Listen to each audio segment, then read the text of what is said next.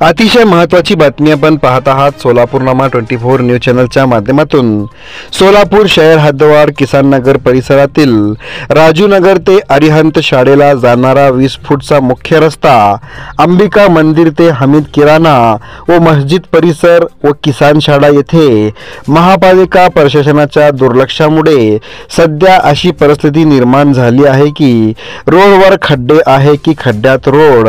या सर्व परिसरात समस्त नागरिकांच्या असं म्हणणं आहे की आजपर्यंत प्रशासनाने त्यांच्याकडून टॅक्स घेतला, परंतु नागरी सुविधा म्हणून त्या परिसरात मुख्य रस्ते व अंतर्गत रस्ते या ठिकाणी सर्व रोडवर खड्ड्यावर दुर्लक्ष केलं आहे। या सर्व नागरी समस्यावर प्रशासनाकडे तेथील समस्त नागरिकांनी तत्काळ हे रोड नवीन तयार करण्याबाबत मागणी केली आहे। तसेच महापालिका प्रशासनाच्या विरोधात आपला रोष देखील जाहीर केला आहे। नमस्कार, माझं नाव संतोष उमरगे आहे। मी इथं गेली 30 वर्षे राहतोय। बेसिकली आता जो रोडचा मुद्दा आहे तो विराट मॉलपासून जो मेन आपला अक्कलकोट महामार्ग झाला आहे, सर्व्हिस रोडने आपल्याला थोडं आतपर्यंत त्यांनी करून दिलेलं आहे, एक 100 मीटरपर्यंत। पण तिथून आतमध्ये जो मेन रोड आहे त्यावेळेस ते बोललं गेलं की मेन रोड होऊ दे, आपण करू। नंतर भरपूर फॉलोअप पण केलं आपण, पण मेन काय होतं की इथले जे प्रेग्नंट लेडीज आहेत, पेशंट आहेत, जे इमर्जन्सीमध्ये आपण घेऊन जातो।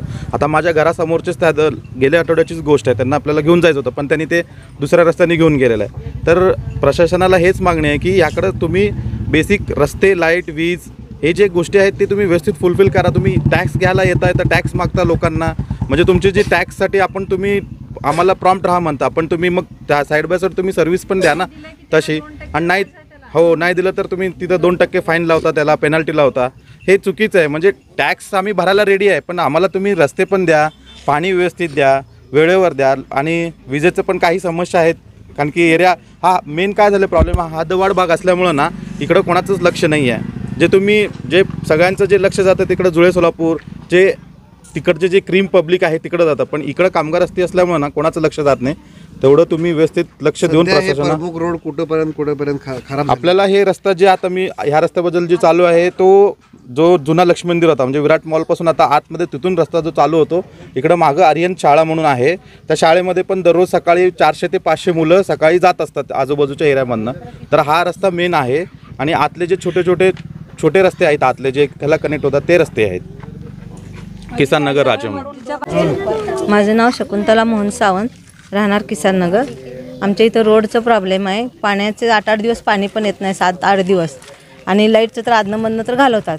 सगळे कामगार लोक आहेत इथं वर्ग, आणि रोड म्हटलं तर एकदम असं पाय पण ठेवतात ना, लेकरा बाळांना पण त्रास होतं आहे शाळेला जाताना येताना।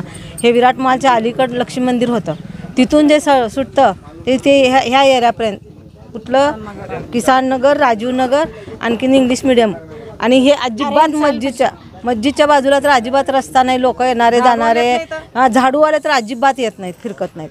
तुमची शासनाला मागणी काय? आम्हाला फक्त पाहिजे रोड पाहिजे, आम्हाला लाईट रोड आणि पाणी। ड्रेनेज लाईन तर केलेली आहे, पण आम्ही ड्रेनेज अजून कुणाचंच सोडलेलं नाही आहे, फक्त पाणी बाथरूमचं जात आहे बघा, खड्ड्यामध्ये ड्रेनेज आहे। आणि म्युन्सिपाल्टी तर भरावीच लागते। रिक्षावाला आत तिथं घरापर्यंत सोड म्हणतात, पण म्हणतात तुमचे रोड चांगले नाहीत, रोड चांगले नाही आहेत म्हणून ते लोक म्हणतात आम्ही येत नाही। हात तुटलेले आहे, हात पाय तुटलेले आहेत, मोडलेले आहेत। आणि बेरात्री पहाटे, आता रमजानचा महिना पण आहे, हे लोक रात्री बेरात्री नमाजला पण येतात। म्हातारे माणसं कसं यायचं? हिंदू मुस्लिम सगळे एकच आहेत, पण सगळ्यांना मिळालं पाहिजे ना। माझं नाव आरिफ शेख आहे। गेल्या 40 वर्षापासून मी इथं राहतो। एक रोड नाही, गटरीचं काम नाही, अजून इथं यंत्रमागधारकचे समजा कामगार वर्ग आहे, यायला जायला रस्ता नाही। लेडीज भरपूर कामाला जाते सकाळी 7 वाजता, मग पाण्यातनं जावं लागतं। कितीतरी लेडीज पडून हातपाय तुटलेले आहेत। माझं स्वतःचं मणक्याचं ऑपरेशन झालं आहे, जाता येताना 2 व्हीलरवरनं, तरी बी काम होत नाही इथं। 3दा आमदार कंटिन्यू निवडून दिलो आमदारला, आता खासदार झाले तर तरी बी बघायला तयार नाही। कोणी म्हणतं हे बॉर्डरवर आहे, कोणी म्हणतं हे माझ्या एरियात येत नाही। झोनचे अधिकारी तर ह्या नगरचं नावच माहीत नाही, तर कधी आलेत कधी झालेत काय बी पता नाही, आता नाही। मला माझी विनंती एवढी आहे की शासनाकडं लवकरात लवकर ह्या रोडचं काम करून द्यावं। प्रमुख हे रोड कुठून प्रमुख रोड हा हे आहे राजू नगर, किसान नगरचं परिसर आहे, अजून राजूनगरचं मेन रोड आहे, आर्यंत शाळापाशी जायला रस्ता नाही, आर्यंत शाळा येतं, हे रोड प्रमुख रोड अक्कलकोट रोडनं खाली येताना राजूनगर किसाननगर हा मार्ग आहे. अजून बाजूला घरकुल विडी घरकुल तिकडनं यंत्रमाग धारक येतात जायला MIDC जवळच आहे, या जायला रस्ता नाही आहे. पार्वती सिद्धलिंग उमरगी किसान नगर.